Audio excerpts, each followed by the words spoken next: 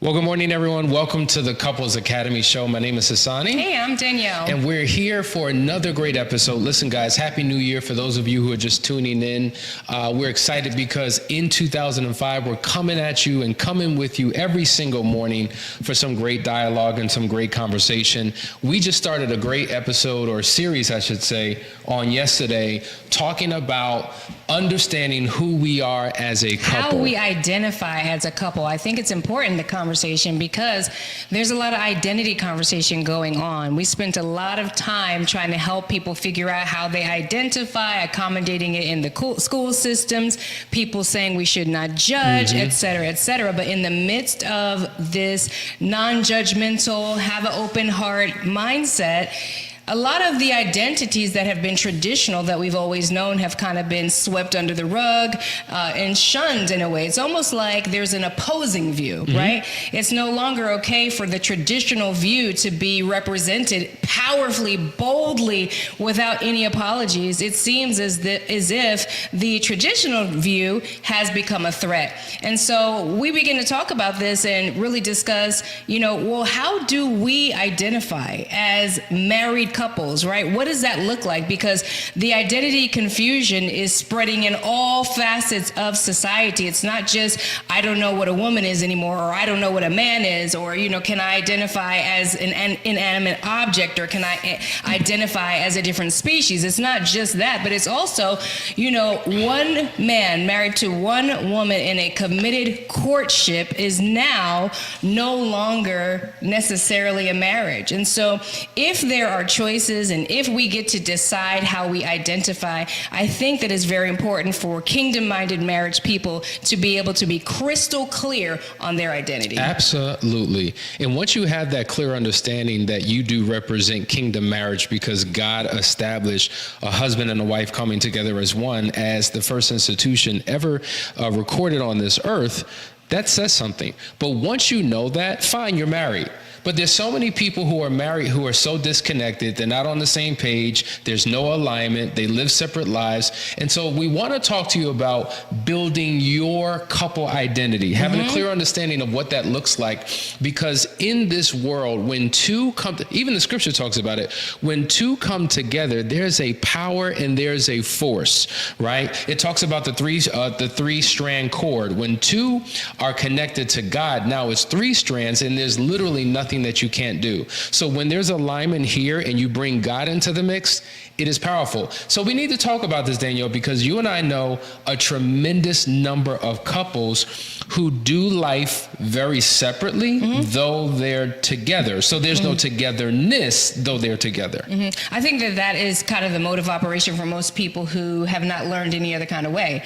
It's not like when you get married, they give you a ring, and a book and a manual, right? You're figuring this out on your own. Most of us are bringing in our own mental constructs from how we saw things done, and 9 times out of 10, you saw it done wrong, or you didn't see it done at all. So you're just trying to figure it out. And so, it's really painful to watch people struggling and really not understanding why this isn't working, right? Like, of course we want to maintain identity, but there's our personal identity, but there's a way to maintain your identity. I talk about this all the time when it comes to my suitable helpers as wives, right? We are here to help, but that doesn't mean that I need to lose myself, my identity, my skills, and my giftings in order to do that. So I'm excited about talking about how do we actually become a couple that shares an identity. So since you talked about that, there's this powerful, powerful image that really breaks down the 3 types of couples that exist. And I think once people see this, they'll really get an indication of what we're talking about. So if you look at this image to the top left,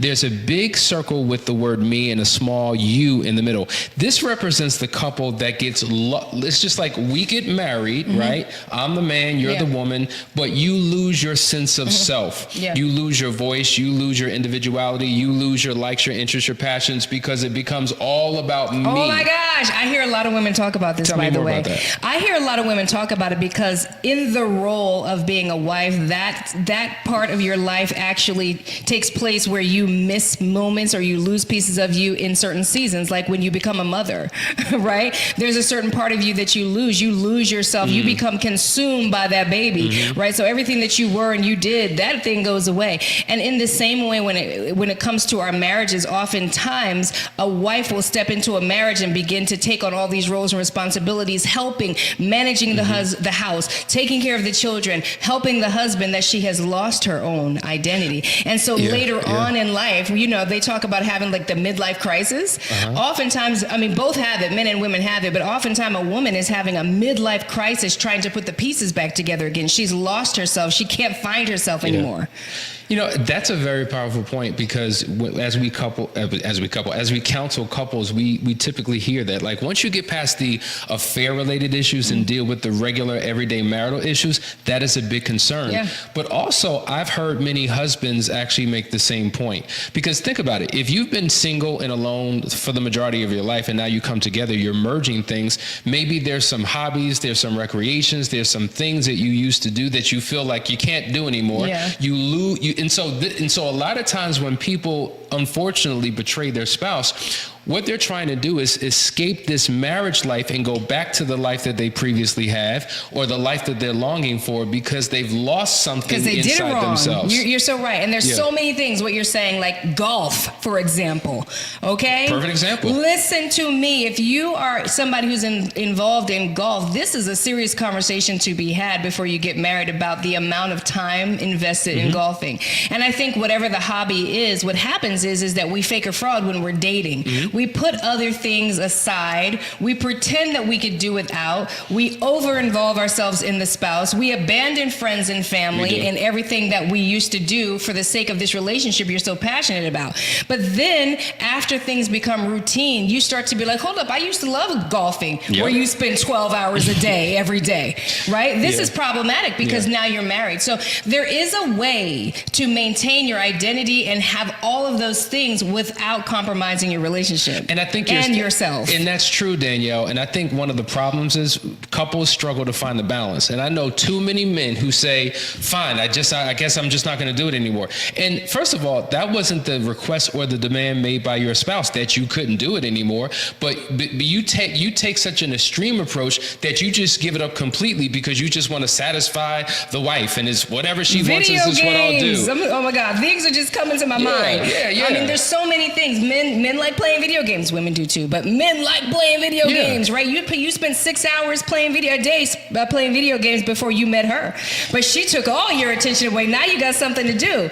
When things become monotonous, we're always going to want to gravitate to the things that feel natural and comfortable to us. And the reality is, it's not about giving it up. It's about finding a healthy balance, because in a relationship, 6 hours is problematic. I think maybe you do need to give up 6 hours playing video games. That's what I'm saying. Giving up the amount of time, not the activity in itself. But that's the problem that people find themselves in, and then they wind up in crisis where they can't take it anymore. So that first image that we saw on the left-hand side, where one loses themselves and the other, is problematic. But then to the top right, Danielle, you see you and me. The circles are pretty much the same size. There's a interconnectedness, if you will. But this is also a problem, because this represents the fact that you've maintained your individuality, your self-expression, your stamp of who you are, and I've maintained mine as well, and I'm not willing to compromise myself for you or you for me. So we're two individuals who are in this thing called marriage. No merge, no synergy, no clear cohesiveness. We're just two people doing life. Yeah, I've seen this actually look like it's working, right? Where a couple is living this way and it's not necessarily in conflict. And of course, I've seen it the other way, where it's tremendous amount of conflict. But what I've noticed in those relationships that say this works for us, right? Where they're literally I have my life, he has his life, he has his friends, I have my friends. You know what I'm saying? We have our own hobbies, we go to our own individual churches. What I have seen with that kind of a lifestyle is there are a tremendous amount of blind spots. And that's a big problem, because that retards intimacy, right? So you'll talk to a wife and she'll be like, yeah, I mean, he does his thing. I mean, he goes to his church. I don't know those people. I don't know his friends. I don't know what he's doing. Or, he has his bank account. I have mine. We pay the bills that we split, but I don't know how much he's saving. How are you building legacy if you don't know? If something were to happen and there were a crisis and God forbid something were to happen to one of you, how are you going to manage your lifestyle if you don't know? And so there's a lack of oneness and a lack of cohesiveness in those kinds of relationships, even when they think it's working because they're not in conflict. There's nothing good about having blinders on and not having full transparency in your marriage. I think that's a powerful point. I just learned this concept or this phrase, if you will. It's called a strong sense of self. No, let me rephrase. It's a strong sense of us with a future. Okay, a strong sense of us with a future. So when you're living life the way you just described, there is no us and there's no potential future where we're in alignment. And it makes me think about the fact if we're, as a couple, supposed to be going down a straight line to get to a final destination, but we're not connected and we deviate just an inch. Over the course of time, we wind up in completely different areas. There's no connection whatsoever. And I think you're right. What may seem like it works now, over the course of time, will create major issues. Oh, yes. And it's just, even on the financial tip, Danielle, you said that a lot of times people live their finances separately. And we know couples who have their own separate incomes, their own separate bank accounts, their own separate expenses, and they do far less making more than the couple who makes far less, but they're aligned and they're able to accomplish more. They're buying properties, they're traveling the world, they're spending life in such an amazing way financially because there's a oneness there. Absolutely. All right, so we talked about the two types of relationships that really don't work, but let's look at this third one, right? The third one at the bottom, it represents us, a sense of we-ness. This is where you have two individuals who maintain their individuality, but there's a unified collective understanding of who we are as a couple. They have formed a couple's identity. I love it. And we have a couple's identity. And that means that we come to the table on everything. Everything is negotiated. Everything is discussable. There's no blind spots. There's no, this is you and that's me. I ain't got to talk to you about that. Why wouldn't you want to talk to me about that, right? It's full disclosure, full transparency. And that doesn't mean, I think what happens is people want to maintain their independence, number one, because it was like bred into them. I mean, we know this a lot of times. Our parents would say to us, have your own, don't always have that little stash on the side, or have your own kind of a thing, because if God forbid if something were to happen.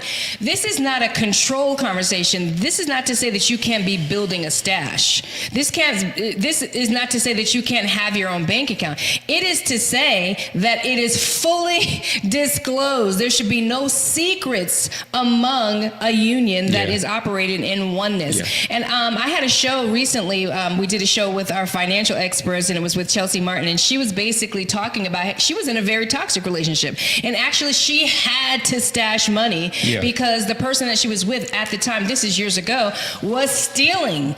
And that meant that she was in a tumultuous situation. She had to protect her child. And so that is what it represents. The only reason why you should be hiding, stealing, creeping, and keeping things to yourself in your relationship is if you are in an unhealthy, toxic, and tumultuous relationship. If you are not, then you should really consider coming to the table with your two oneness selves and becoming that superpower that you could be when you change your identity from me, myself, and I to us and we. And that's the thing. Another thing that we talk about is the identities that Hassani and I bring into our marriage. There are gifts, there are talents, there are skills that we both can bring to the unity of us that empower us and make us stronger. And this is where you have the superpower, the super couple or power couples that we hear about all the time. Absolutely. It's the concept of we-ness. Now, you've heard us use this scripture before, and I'm going to keep on using it till the cows come home,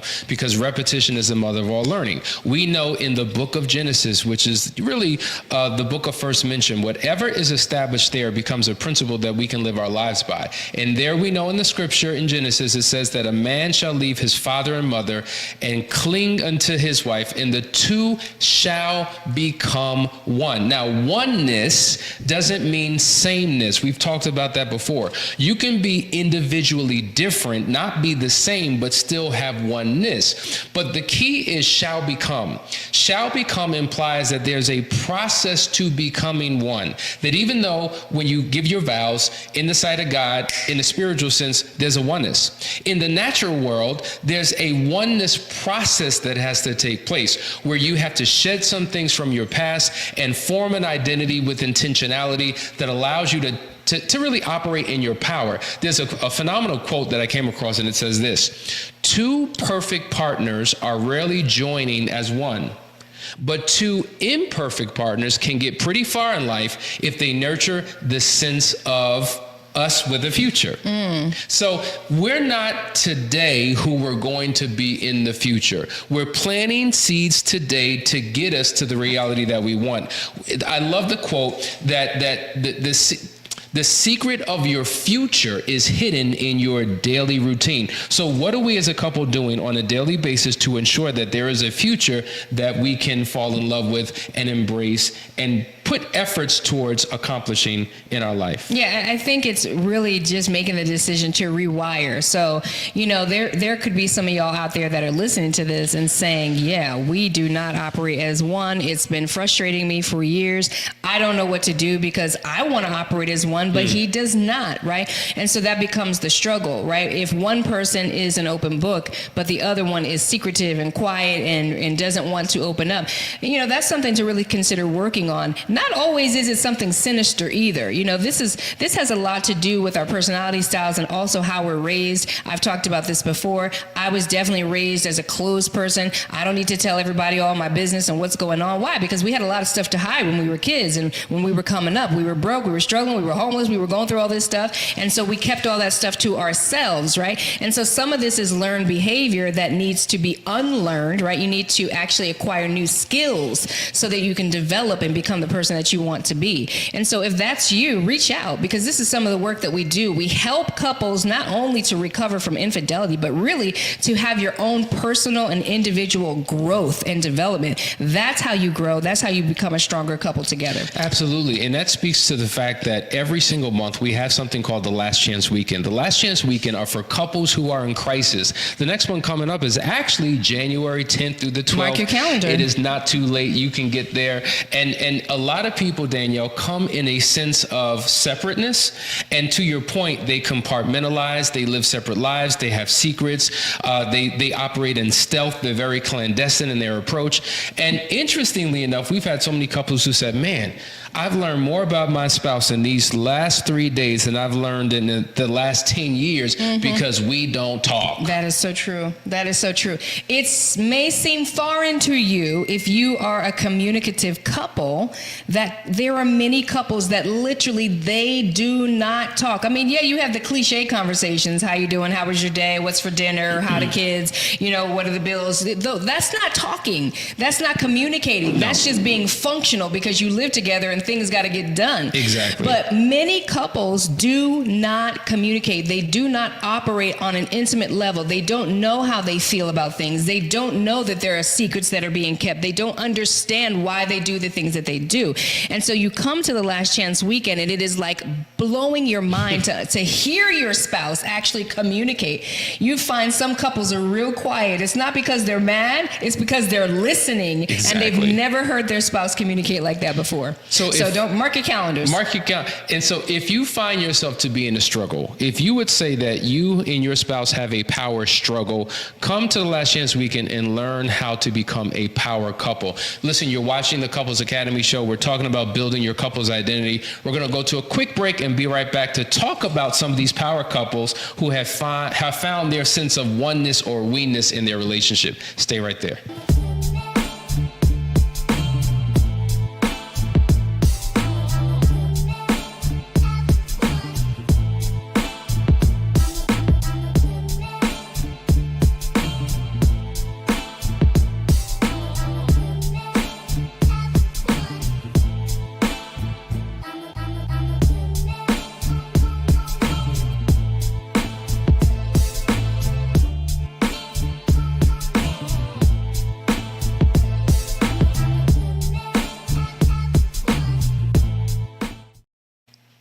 Welcome back, everybody. You are watching the Couples Academy show, and we are talking about how to build your couple identity. So we're loving this topic. Hassani and I are big on oneness. We talk about this a lot. Also, I talk about it in my book, Let's Agree to Agree, The Power of Oneness. You can always go to couplesacademy.com to get these, .org to get these books. Or if you're on Instagram, you can always just drop in the chat, agree, and you'll get a free chapter.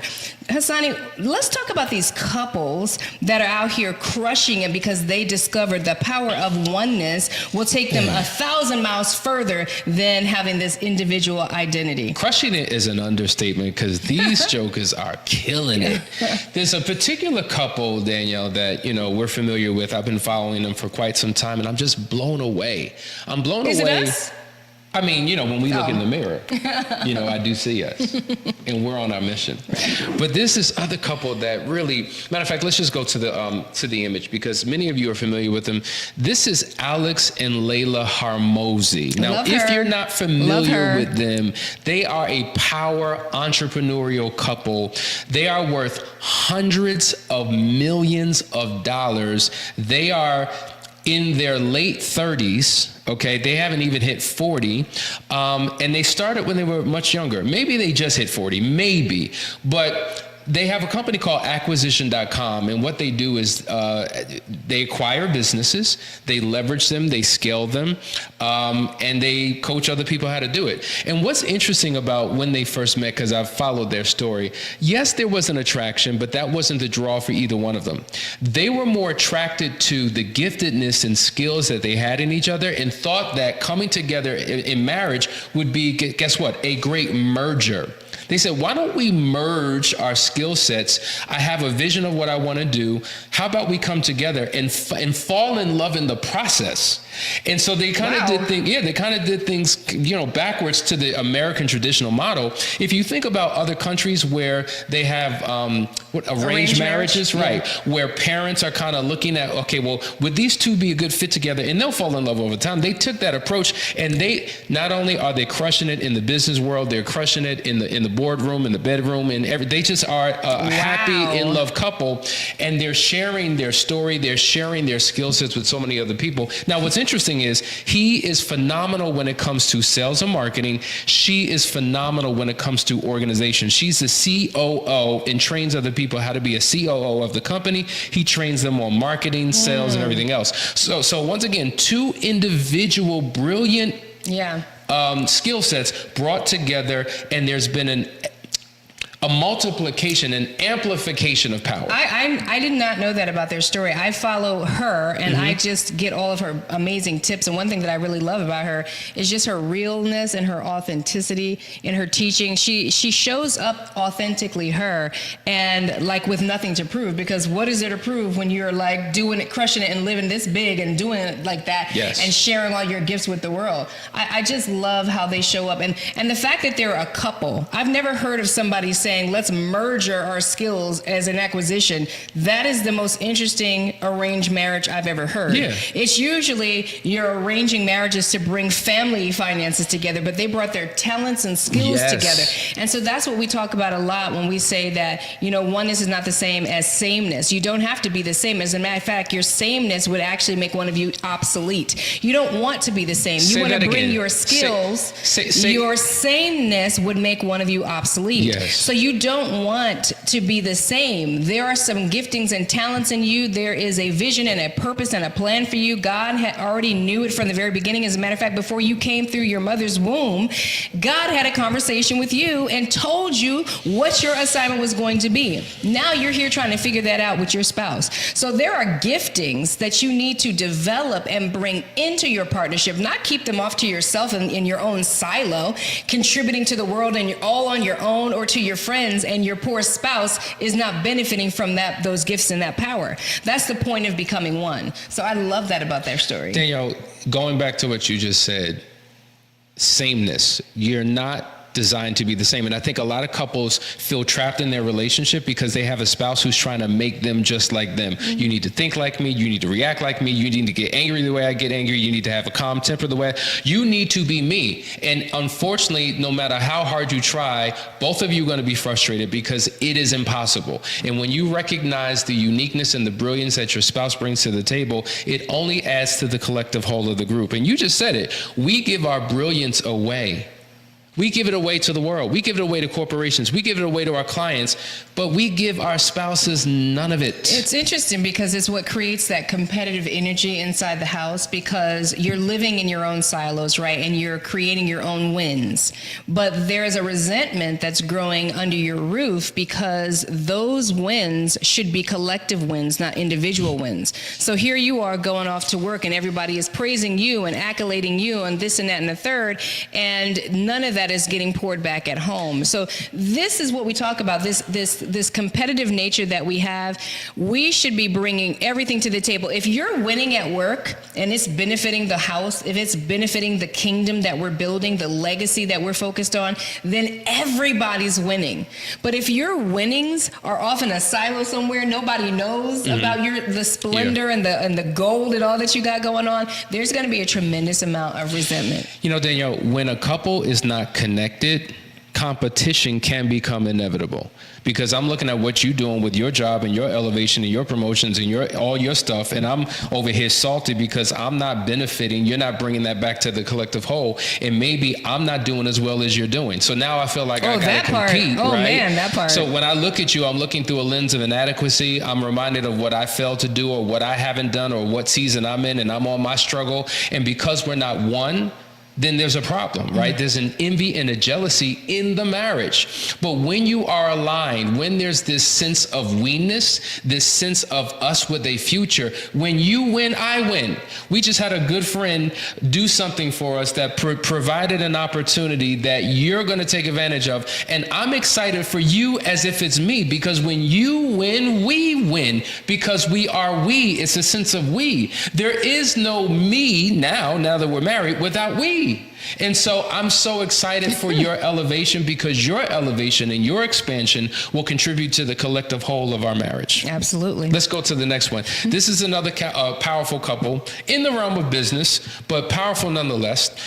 Grant and Elena Cardone. Now, he is known as a billionaire, and he's made his billions. 10X, that's right. He's made his billions in a number of different ways. He's had businesses, he's been in sales, but real estate has been his claim to fame as well. But his wife is equally as powerful. She wrote a phenomenal book, and she talked about being the queen of the empire and what level of support that she provided him that other people may not have been able to see, because he has been on the front, he's been in the camera, but she was the strength and the power behind the camera that nobody knew about. But if it wasn't for them, they wouldn't be who they are today. In fact, I love how Grant tells the story. He says he was cool being a millionaire. He was cool with that, being a multi-millionaire. But his wife was just like, no, there's more in you.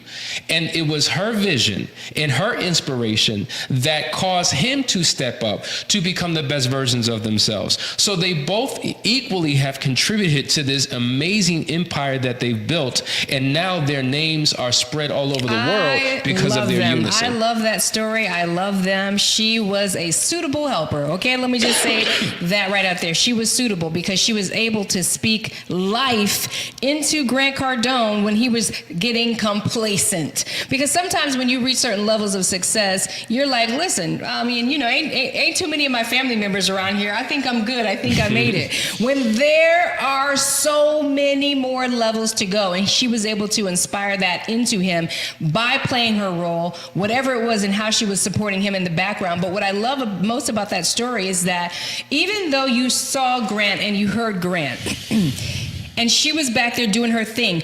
Her gifting still made room for her. Have you seen what she's doing lately? Have you seen how she's filling the room with other entrepreneurial women who want to step out, who are also wives, who want to step out and make impact in the world? She has done that. She has stood behind the man, the multi-billion-dollar man. Well, he's a billionaire now. Okay, yeah. billion-dollar man. And she has helped leverage him to get him to that place, and now she's teaching other women how to do the same. That's a power couple. Powerful. So they're brilliant and they're powerful individually on their own, but what they do when they come together, I'm telling you, it's amazing. Which takes us to the third couple. You know, there's power in three. Let's just go to it. Barack and Michelle Obama. Power couple. Now, regardless of your political views, that's not what this is about.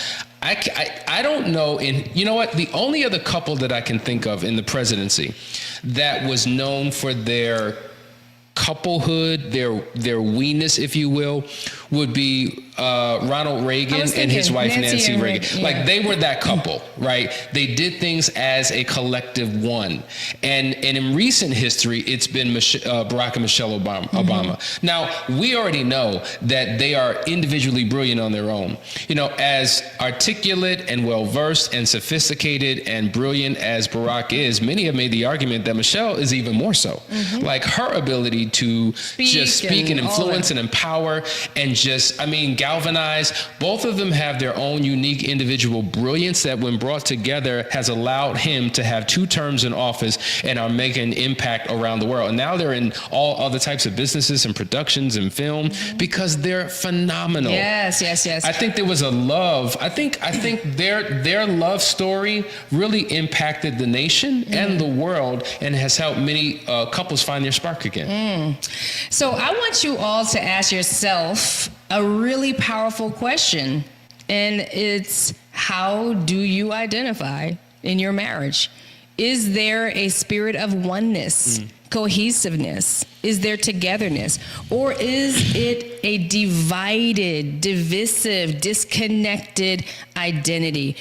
You need to figure that out for you so that you can begin to take the steps to work on fixing that and or improving that. Because even if you are working with oneness and you are doing that, there's still other levels you can go to, right? There's always more that you can accomplish together. But if you are on 2 different stratospheres, there is zero oneness. That is something that you want to begin to work on. Reach out to us. We love to work with couples. We work with couple entrepreneurs as well as people who are going through infidelity crisis, all of it. So please, do not let 2025 be the year that you stay stuck in habits that you know are not serving you. Reach out and get the support that you need. Listen, guys, if you enjoyed today's episode, wait till tomorrow. We're going to continue in this conversation on understanding your identity as a couple and what that means and how to begin to create something that is lasting, long, and sustainable. Listen, guys, we love you, and there's nothing you can do about it. See you on tomorrow.